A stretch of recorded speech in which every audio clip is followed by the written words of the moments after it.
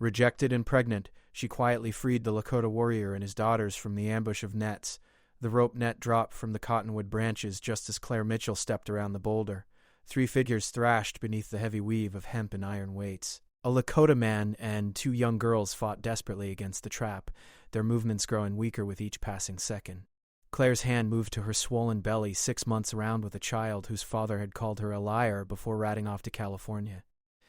She looked at the struggling captives, then at the ridge, where dust still hung in the air from horses that had passed minutes before. The bounty hunters would return soon. They always did. Claire dropped to her knees beside the net, her fingers working at the knots. The iron weights made the whole thing impossibly heavy. The warrior's dark eyes locked onto hers, suspicion and desperation mixing in equal measure. Blood ran from a cut above his temple where one of the weights had struck him. The 2 girls, maybe 7 and 9 years old, had stopped struggling. Their faces showed the pale acceptance of children who had seen too much death already. "Hold still," Claire whispered, though her hands shook. The knots were complex, designed by men who understood their prey would fight. She pulled the skinning knife from her belt and began sawing at the thickest rope. The hemp fibers resisted, then started apart. The warrior shifted beneath the net, creating slack that made her work easier. He understood what she was doing, even if he didn't understand why. The smaller girl whimpered. Her sister pressed close, murmuring words in their language that Claire couldn't understand but recognized as comfort, the same tone she'd used with the ranch children before the foreman's wife had discovered Claire's condition and demanded she be sent away. "Unwed mothers brought shame," Martha had said, "especially ones stupid enough to believe a drifter's promises." The first section of rope gave way. Claire moved to the next, her blade working steadily. Sweat ran down her back despite the cool morning air. Her hands cramped, but she kept cutting. The warrior had gone completely still now, making her work easier. Trust, or perhaps just the calculation that she was his only chance. Either way, it helped. A hawk cried overhead. Claire's head snapped up, scanning the ridge. Nothing yet, but the bounty hunters would have circled back by now. They'd been tracking this family for days, ever since someone reported Lakota moving through the territory. $50 per capture, living or dead. The posters didn't specify, which meant most hunters didn't bother with the complications of living prisoners. The second rope parted. Claire grabbed the edge of the net and heaved, her pregnant belly making the effort awkward and painful. The warrior pushed from below, and suddenly the net lifted enough for him to twist free. He rolled clear and immediately reached back for his daughters, pulling them out with quick, efficient movements. The older girl stumbled, her leg bleeding from where the net had cut through her dress. The warrior stood, tall and lean, his buckskin shirt torn at the shoulder. He looked at Claire for a long moment, then at her belly, then at the knife still clutched in her trembling hand. He said something in Lakota, soft and quick. The girls moved behind him, their small hands gripping his legs. Claire pointed west, toward the broken country where the arroyos ran deep and the rock formations created a maze that could hide an army. "Go," she said. "They're coming back." The warrior's eyes held hers. He touched his chest, then gestured to his daughters. Question, or perhaps a statement. Then he turned and ran, the 2 girls keeping pace beside him. They moved like deer, silent and swift, disappearing into the scrub oak within seconds. Claire stood alone beside the empty net. She could already hear horses in the distance, coming fast. She kicked dust over the cut ropes and walked quickly in the opposite direction, toward the creek where she'd left her own horse. Her heart hammered against her ribs. The baby kicked, a flutter of movement that still surprised her every time. She'd just committed a crime that could get her hanged. She'd freed escaped Indians, interfered with legal bounty hunters, and destroyed valuable equipment. But as she climbed onto her mare and turned toward the tiny cabin she'd been renting with the last of her savings, Claire felt something she hadn't experienced in months. She felt like maybe she wasn't completely worthless after all. The sun climbed higher as Claire rode along the creek bed, keeping to the rocky ground where her horse's hooves wouldn't leave clear tracks. Behind her, angry shouts echoed off the canyon walls. The bounty hunters had found their empty net. She urged her mare into a faster walk, though not a run. Running would create dust, and dust would draw eyes. Her father had taught her that before he died, back when she'd been young enough to believe the world made sense. The cabin sat in a hollow between 2 hills, hidden from the main trail by a stand of scrub pine. Claire had found it abandoned 3 weeks ago, the previous occupant apparently having left in a hurry. A few broken tools remained in the shed, and the roof only leaked in the one corner. For a woman with nowhere else to go and $11 to her name, it had seemed like Providence. She dismounted carefully, one hand supporting her belly. The baby had been active all morning, as if sensing her fear. or perhaps just responding to the adrenaline that still flooded her system. She led the mare to the lean-to behind the cabin and removed the saddle with movements that had become automatic. Water, feed, brush. The simple routines that kept both of them alive. Inside, the cabin felt too quiet. Claire sat at the rickety table and let her hands shake. Now that the immediate danger had passed, her body wanted to fall apart. She pressed her palms flat against the scarred wood and focused on breathing. In and out. Steady. The way she'd breathed through morning sickness, through the foreman's anger when he'd learned what his son had done, through the long ride away from the only home she'd known. A scratch at the door made her freeze. Too soft for the bounty hunters. Too deliberate for an animal. Claire reached for the rifle leaning against the wall, her fingers closing around the worn stock. She moved to the side of the door, keeping the wall between herself and whoever stood outside. Claire Mitchell? The voice was male, accented, speaking careful English. I am Black Elk, you freed my daughters. She eased the door open a crack. The Lakota warrior stood in the shadows of the porch, alone. His hands were empty and visible. Behind him, the two girls waited near the tree line, watching with wide, dark eyes. You followed me, Claire said. It wasn't a question. You are in danger because of your kindness. Black Elk spoke slowly, choosing his words with care. The hunters will search for who cut their net. They will come here. I know. Claire lowered the rifle slightly, but didn't set it down. Why did you come back? My daughters? He glanced toward the trees where they waited. They say I must offer thanks, that it is required by honor. Claire almost laughed. Honor. She'd been taught about honor once, before a rancher's son had whispered pretty lies and left her with a growing belly and a ruined reputation. Tell your daughters they're welcome. Now, you should go before someone sees you here. Black Elk didn't move. You carry a child. You are alone. This is not a good combination in this country. I'm managing. The hunters will come. Today, tomorrow, they will ask questions. His eyes moved past her, taking in the sparse interior of the cabin. You have no man to speak for you. No family. They will assume you are hiding us. The truth of it settled into Claire's chest like a stone. She hadn't thought past the immediate moment, past freeing 3 people from a trap.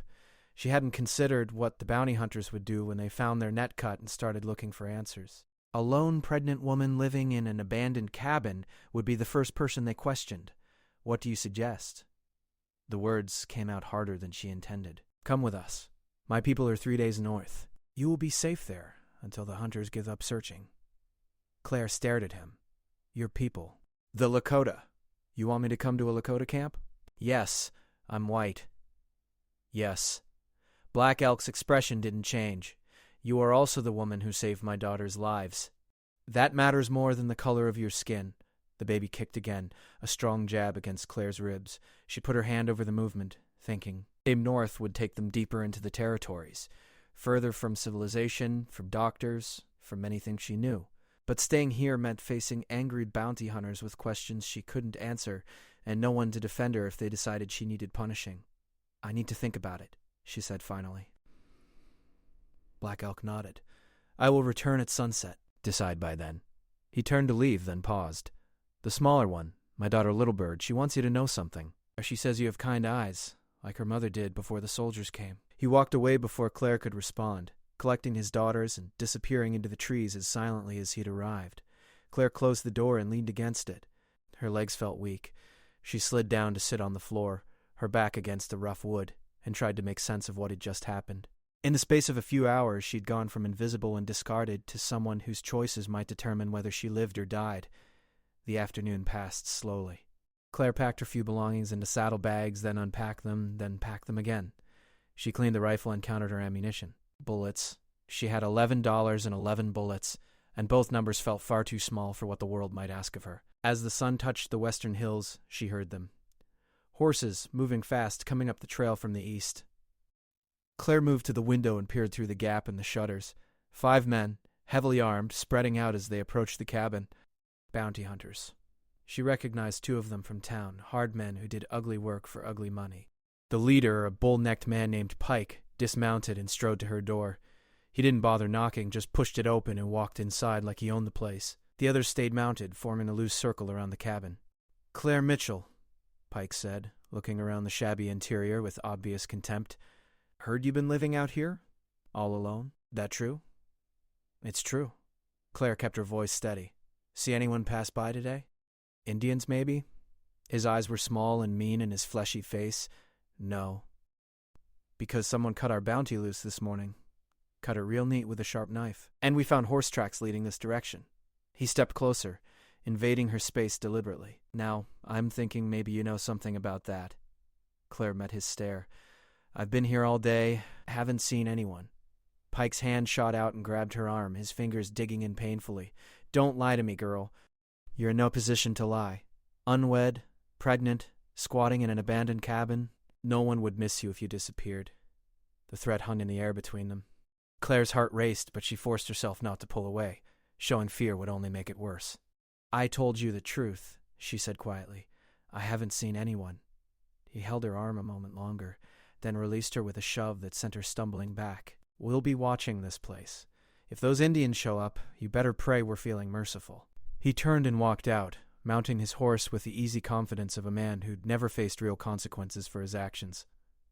Claire watched through the window as they rode away. But they didn't go far. She could see them setting up camp about a mile down the trail, positioned where they could watch the cabin. They were waiting for Black Elk to return, or for her to lead them to him. She was trapped. As the sun set, painting the sky in shades of orange and red, Claire made her decision. She couldn't stay here. The bounty hunters would watch the cabin for days, maybe weeks. And even if Black Elk stayed away, eventually Pike would come back with more questions and fewer scruples about how he asked them. She gathered her packed saddlebags and moved quietly to the lean-to. The mare nickered softly as Claire saddled her in the growing darkness. Every sound seemed impossibly loud.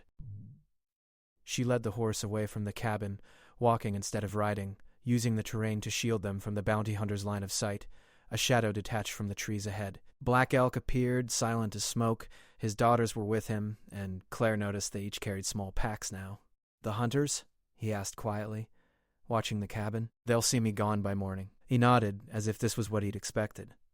Then we move now, and we move fast. Can you ride through the night? Claire thought about her swollen belly, her aching back, the exhaustion that had become her constant companion. Then she thought about Pike's small, mean eyes and the way his fingers had dug into her arm. Yes, she said, I can ride. Black Elk helped her mount, his hands careful and respectful.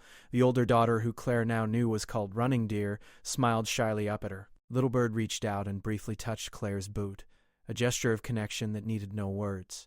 They rode north into the darkness, leaving behind the cabin and the watching hunters and everything Claire had known. The baby shifted inside her, settling into the rhythm of the horse's gait. Above them, stars emerged one by one, cold and distant and utterly indifferent to the small dramas playing out below. But Claire didn't feel small. For the first time in months, she felt like she was moving towards something instead of just running away. It was a fragile feeling, easily broken, but she held on to it as they rode through the night. 3 days to the Lakota camp. 3 days to figure out what came next. 3 days to become someone new. The night riding was harder than Claire had anticipated. Every jolt sent pain through her lower back, and the baby seemed determined to press against every uncomfortable angle. Black Elk set a steady pace, not fast but relentless, eating up miles with the kind of efficiency that came from a lifetime of necessary movement. The girls rode together on a sturdy pinto, their small forms swaying with the horse's rhythm like they'd been born in the saddle. They stopped twice before dawn, brief rests where the horses could drink from rocky streams, and Claire could stretch her cramped legs. Little Bird brought her water in cupped hands, a gesture so sweet and unexpected that Claire felt tears sting her eyes. She blamed the pregnancy hormones, but knew it was more than that. These children had every reason to fear white people, yet here they were, offering kindness. You hurt? Black Elk asked during the second stop, his eyes on the way Claire held her belly. Just sore. The baby doesn't like riding much. How many moons? Claire had to translate the question in her head. 6 months. Maybe a bit more. He nodded thoughtfully. My wife, she rode until the day before Running Deer was born. Said the movement helped the baby find the right position. His voice softened when he mentioned his wife, and Claire understood without asking that she was gone. The soldiers? She asked quietly. Cholera. The soldiers brought it, but the disease did not care who it killed. He looked away toward the horizon, where the first hints of dawn were beginning to lighten the sky. 3 winters ago. Little Bird does not remember her mother's face anymore. This is a grief that Running Deer carries for both of them. Claire watched the two girls sitting together near the horses, their heads bent close in whispered conversation. "You're raising them alone? As you will raise your child alone." It was a statement, not a question. The father? Gone. He made promises he never intended to keep. The bitterness in her voice surprised her. She thought she'd finished being angry about it, but apparently the wound was still fresh. "Then he is a fool." Black Elk said it matter-of-factly, like commenting on the weather. "Any man who abandons his child abandons his own spirit. This is not strength, it is cowardice." The simple validation of what Claire had felt but been afraid to voice out loud made something tight in her chest loosen slightly. Everyone else had blamed her for trusting him, for not being more careful, for bringing shame on the ranch. No one had suggested that maybe, just maybe, the man who'd left her pregnant and alone bore some responsibility too. They rode through the dawn, the landscape changing gradually from rocky hills to rolling grassland. Black Elk stayed alert, his eyes constantly scanning the terrain. Twice he led them off their path to avoid something Claire couldn't see, circling wide before returning to their northward course.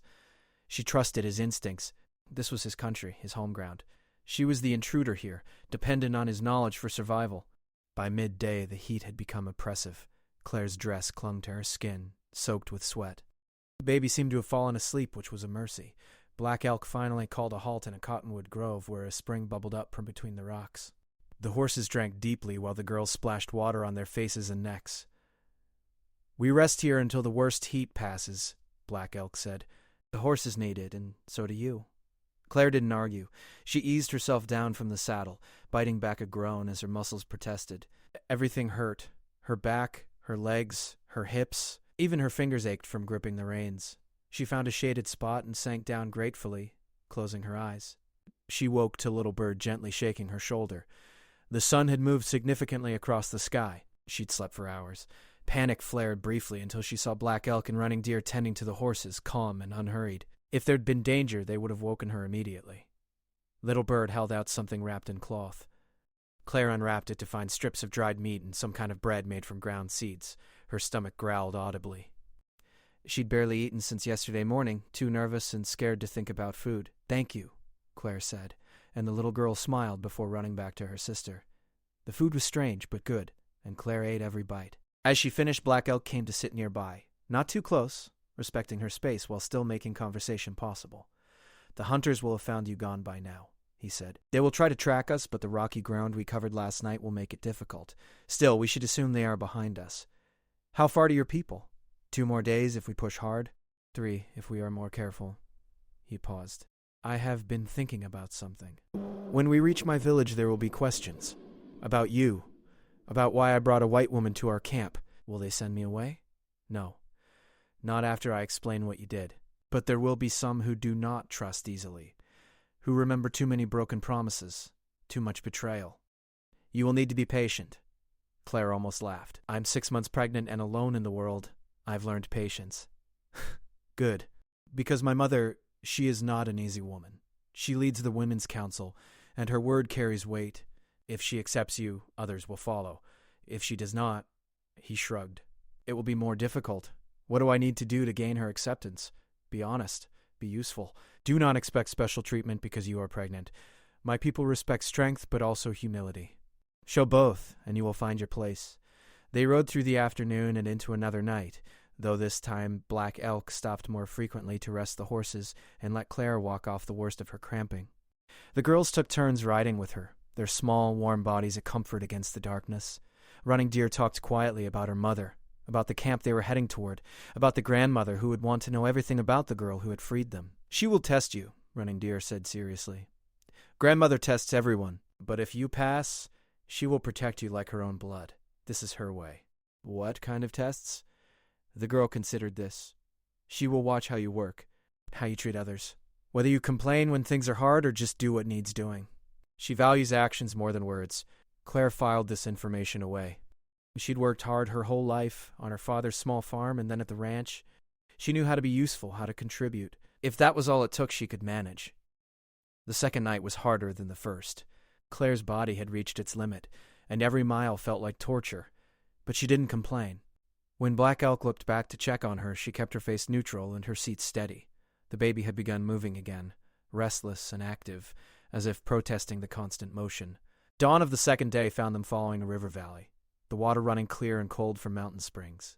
Fish jumped in the shallows, and Claire's stomach growled at the sight. They hadn't eaten since the previous afternoon, and her body demanded fuel. Black Elk must have hurt her stomach because he suddenly veered toward the river. "We fish," he announced, "and rest. We have made good time. The hunters, if they still follow, are far behind now." The girls whooped with delight and immediately began stripping off their moccasins to wade into the shallows. Black Elk showed Claire how to build a simple weir from rocks, funneling the fish into an area where they could be caught more easily. Within an hour, they had 6 fat trout laid out on the bank. Claire gathered wood while Black Elk started a fire using a technique involving a stick and a piece of hide that seemed like magic to her. The fish cooked quickly, the smell making her mouth water. They ate with their fingers, the hot flesh flaking away from the bones. It was the best meal Claire could remember having in months. "Your baby will be strong," Little Bird said suddenly, watching Claire eat with obvious appetite. "Hungry mothers make strong babies. This is what grandmother says. I hope she's right." Claire rested her hand on her belly, feeling the flutter of movement beneath her palm. "I want this baby to be strong enough to survive whatever comes." "What will you name the child?" Running Deer asked. "I don't know yet. I keep waiting to feel certain about a name, but nothing seems right." "You will know when you see the baby's face," Black Elk said. "Names have power. They should not be chosen lightly." They rested through the morning, and Claire felt her strength returning with the food and sleep. The constant ache in her back eased slightly, and the baby seemed calmer, as if the rest had helped them both. She watched Black Elk with his daughters, the gentle way he corrected Running Deer's posture as she practiced with a small bow, the patient attention he gave to Little Bird's endless questions. This was what a father should be: present, protective, teaching his children not through harshness but through example. Claire's hand moved to her belly again. Her baby would never know their father, but perhaps that wasn't entirely a tragedy. Better no father than a bad one. They rode again as the sun began its descent, pushing north with renewed energy. The landscape continued to change. More trees now, patches of forest breaking up the grassland. Black Elk seemed to relax slightly, his shoulders losing some of their tension. They were getting close to territory he knew well, places where his people moved freely. As night fell on their third day of travel, Black Elk led them into a canyon where a series of caves provided shelter. "We stop here tonight," he said. "Tomorrow before midday we will reach the village." Claire's heart jumped at the news. Tomorrow. Tomorrow she would meet Black Elk's people, would be judged and measured, and either accepted or rejected. Tomorrow would determine everything that came after. That night she barely slept. The baby seemed to sense her anxiety and kicked constantly, restless and active. Claire lay on her bedroll, staring up at the stars visible through the cave mouth, and wondered what she'd gotten herself into. She'd left behind everything familiar, everything safe, to ride into the unknown with people she barely knew. But then she remembered Pike's fingers digging into her arm, his casual threat, the way he'd looked at her like she was nothing. She remembered the loneliness of that cabin, the bone-deep fear of facing childbirth alone with no one to help if something went wrong. And she knew that even with all the uncertainty ahead, she'd made the right choice. Sometimes survival meant trusting strangers. Sometimes kindness came from unexpected places. And sometimes the only way forward was to let go of everything you'd been and become something new. As the first light of dawn touched the canyon walls, Claire rose and prepared herself for whatever came next. The Lakota village appeared gradually as they rounded a bend in the river. First just a few teepees visible through the cottonwoods, then more, spreading out across the river valley in a careful arrangement that Claire sensed had meaning she didn't understand. Smoke rose from morning fires, and she could hear voices, children laughing, dogs barking, normal sounds, peaceful sounds. People emerged from the teepees as they approached. Warriors, mostly, watching with expressions that ranged from curiosity to suspicion. Claire kept her eyes forward, her back straight, despite the exhaustion that made every bone ache. She would not arrive looking weak or defeated. Little Bird suddenly called out, a bright, joyful sound, and a woman hurried forward from one of the larger teepees. She was older, maybe 60, with gray streaking through her long black hair. Her face was deeply lined, but her eyes were sharp and assessing. She pulled Little Bird from the horse and held her close, then did the same with Running Deer, speaking rapidly in Lakota. Black Elk dismounted and embraced his mother briefly before turning to gesture at Claire. The older woman's eyes moved over Claire with the intensity of a hawk spotting prey. Claire met that gaze steadily, not challenging, but not cowering either. Black Elk spoke in English, clearly for Claire's benefit. "Mother, this is Claire Mitchell. She cut the bounty net that held us. She saved your granddaughters' lives." The woman, who Claire assumed was the grandmother Running Deer had warned her about, continued to study her in silence. Then she said something in Lakota, the words clipped and direct. "My mother asks if you seek shelter among our people," Black Elk translated. "I do," Claire said clearly. "The bounty hunters will look for me. I have nowhere else to go." Another exchange in Lakota. Then Black Elk spoke again. She asks what skills you bring. "We do not carry those who cannot contribute." Claire thought quickly. "I can cook, sew, tend gardens. I can shoot straight, and I'm not afraid of hard work. I know some healing, plants and remedies. My father was a farmer, and I helped him until he died." The grandmother's expression didn't change, but she gave a small nod. She spoke again, longer this time, and Black Elk's translation came with a hint of amusement. "She says you are too thin, and you carry your baby too high. You need to eat more meat and walk more.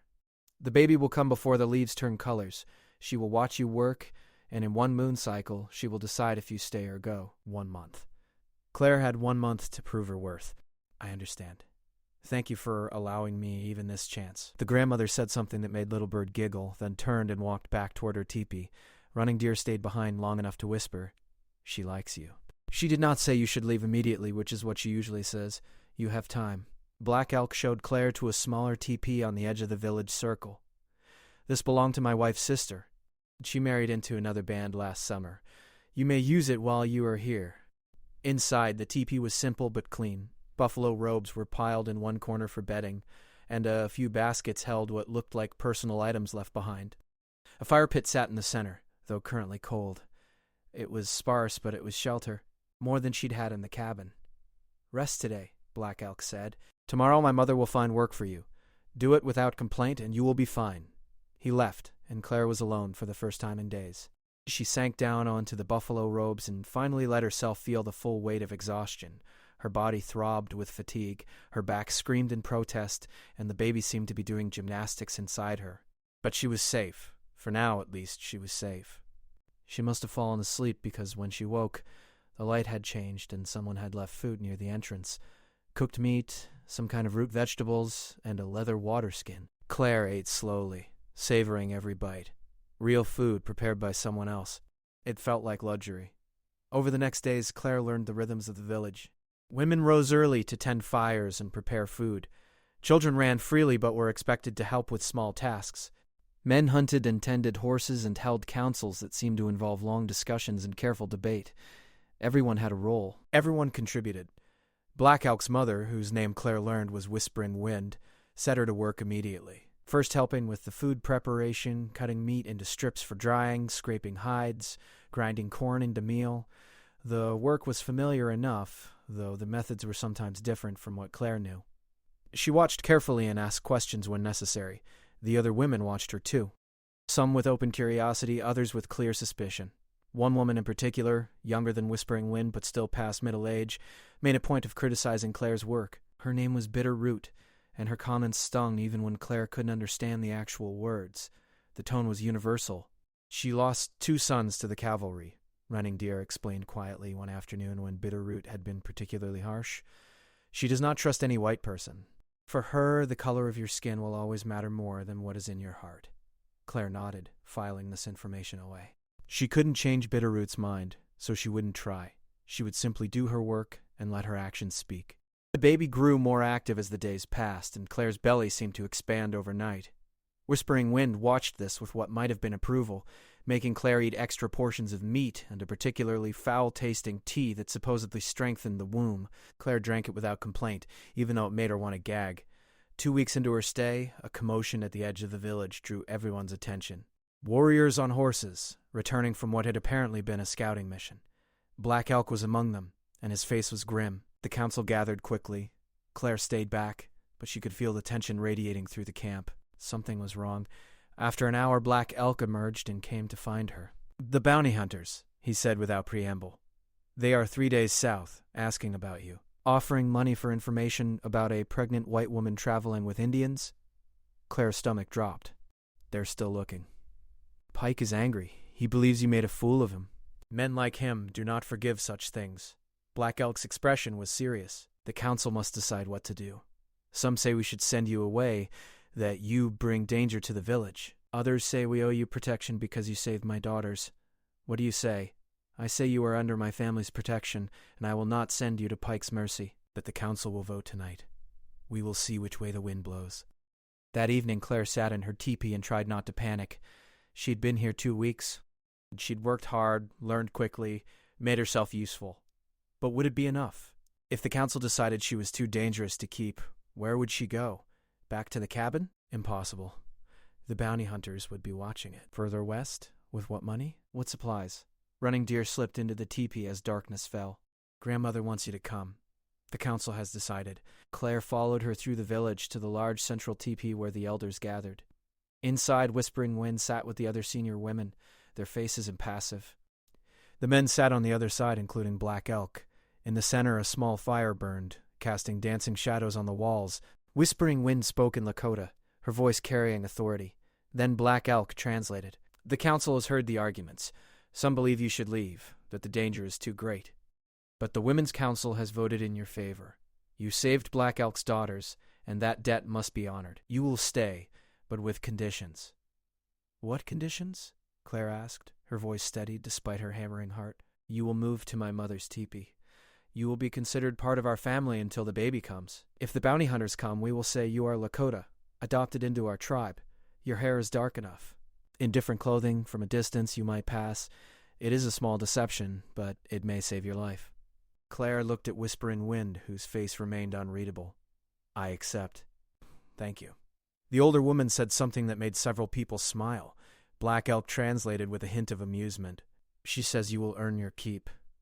She is too old to do all the hard work herself, and now she will have a daughter again to share the burden. That night, Claire moved her few possessions to Whispering Wind's teepee. The older woman showed her where to place her bedding, demonstrated how she liked the fire maintained, and handed her a bundle of Lakota clothing.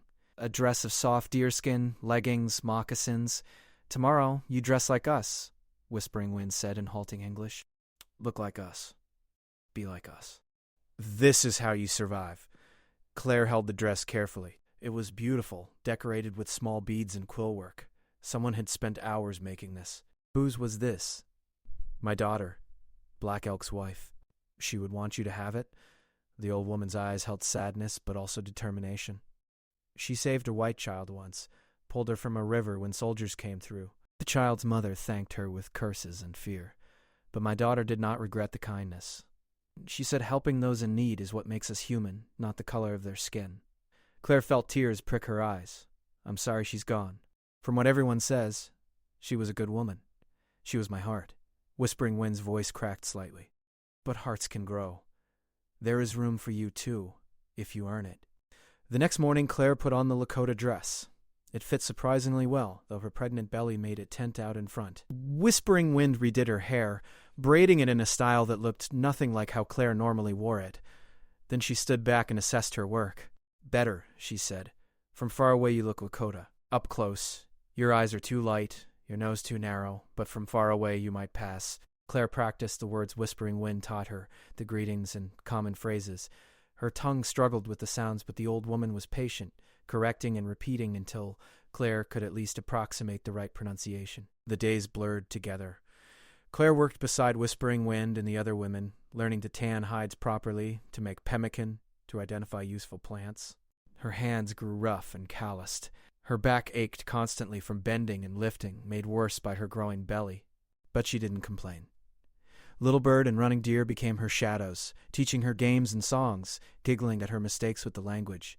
The other children grew used to her presence, though some still stared at her light eyes with open curiosity. The adults remained more reserved, but the outright hostility had faded. She was Black Elk's family now. That meant something. 3 weeks after the council's decision, scouts brought word that the bounty hunters had been seen heading west, away from the village. Pike had apparently given up the search, concluding that Claire had either died alone in the wilderness or made it to one of the far settlements. Either way, she was no longer his concern.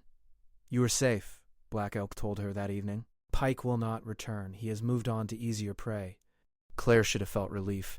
Instead, she felt a strange emptiness. For weeks, the threat of the bounty hunters had driven her, given her purpose. Now what? She was safe, but she was also adrift. A white woman living among the Lakota, pregnant with a child whose father would never know them. What future was there in that? Whispering Wind must have seen something in her face because that night, as they prepared for sleep, she spoke quietly. You think because the danger is gone, we will send you away now, will you? Do you wish to go? Claire considered this carefully. Did she? Where would she go? Back to white settlements where everyone knew her shame? Where she had no family, no home, no prospects? No, she said finally. I don't wish to go, but I don't want to be a burden either. Then earn your place. Continue to work. Raise your child here. Teach them the good parts of your people's ways while learning the good parts of ours. This is a gift, not a burden. Whispering Wind's eyes softened slightly. My granddaughters love you. Black Elk respects you. I have watched you work without complaint, learn without arrogance. You have a place here if you want it. I want it, Claire whispered. I want it more than anything. The old woman nodded, satisfied. Good. Because when your baby comes, you will need family, and we will be that family if you let us. As Claire lay down to sleep that night, she felt the baby kick strongly against her ribs. Soon, the baby would come soon. And when they did, they would be born into a family that had chosen them, into a community that valued actions over bloodlines.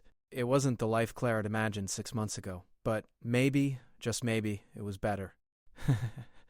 The final month of Claire's pregnancy arrived with the late summer heat.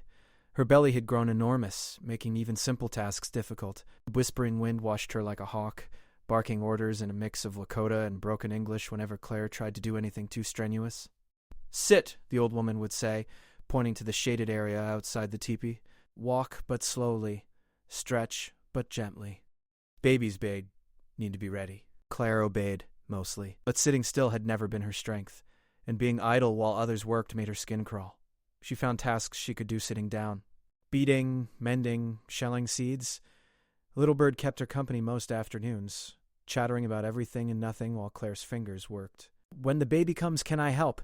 The girl asked one day, her eyes bright with excitement. I'm sure there will be plenty you can do, Claire said, though privately she had no idea what childbirth among the Lakota would entail. Whispering Wind had assured her there would be experienced women present, but the details remained vague. Running Deer was more practical in her curiosity. Are you scared? Terrified, Claire admitted. I've never done this before. My mother said fear is normal. She said the trick is to breathe through it, to let your body do what it knows how to do. The girl's voice held a wistfulness that made Claire's heart ache. Ow. She was so young to have lost her mother, to carry these memories like precious treasures. Your mother sounds like she was very wise. She was. Father says I am like her. Strong and brave. Running Deer sat up straighter, pride evident in every line of her small body. Black Elk appeared around the tipi, leading his horse. He'd been out scouting again, something he did regularly now that autumn approached. The Lakota would need to move soon, following the buffalo herds to their winter ranges. Claire tried not to think about traveling in her condition, but Whispering Wind had assured her the baby would come before they needed to move. How do you feel? Black Elk asked, his eyes moving over Claire's swollen form with concern. Like I swallowed a buffalo whole, Claire said, which made him smile. The women say any day now. My mother has prepared everything. When your time comes, she will guide you through it. He paused, then added quietly, You have done well here. My daughters are happier than they have been since their mother died. For that, I am grateful. The simple acknowledgement of her value, her place in this makeshift family made Claire's throat tight. They've been good to me. You all have. You earned it. Not all white people would have cut that net. Not all would have risked themselves for strangers. He touched his chest briefly, a gesture she'd learned meant respect and recognition. Then he led his horse away, leaving Claire with her thoughts. That night Claire woke to cramping in her lower back, not the random twinges she'd been experiencing for weeks, but something more rhythmic and insistent. She lay still for a moment, counting the time between pains. Regular. Getting stronger. Whispering Wind, she called softly. The old woman was awake instantly, moving with surprising speed for her age. She felt Claire's belly with expert hands pressing and assessing. Then she nodded, satisfied. Baby comes tonight. I get the others. Within what felt like minutes, the teepee filled with women. Whispering Wind directed them with the authority of a general commanding troops. Water was heated. Clean cloths were laid out. Someone began burning sage, the pungent smoke filling the space. Two women Claire had worked beside but never really spoken to positioned themselves on either side of her, offering support. The pain built slowly at first, then faster. Claire tried to remember to breathe, to stay calm, but her body had its own agenda. Whispering Wind knelt between her legs, speaking in Lakota, her voice firm and encouraging. Claire didn't understand the words, but the tone was clear. You can do this. Your body knows what to do. Hours passed. The night deepened. Claire lost track of time, caught in the rhythm of contractions that seemed to consume everything. She gripped the hands of the women beside her, their fingers strong and steady. Someone wiped sweat from her forehead. Someone else pressed a cup of water to her lips. Push now, Whispering Wind commanded in English, and Claire bore down with everything she had. Once, twice, 3 times. The pressure was unbearable, impossible, and then suddenly released in a rush of sensation. A baby's cry filled the teepee, high and indignant and utterly perfect. Daughter, Whispering Wind announced, lifting the squalling infant for Claire to see.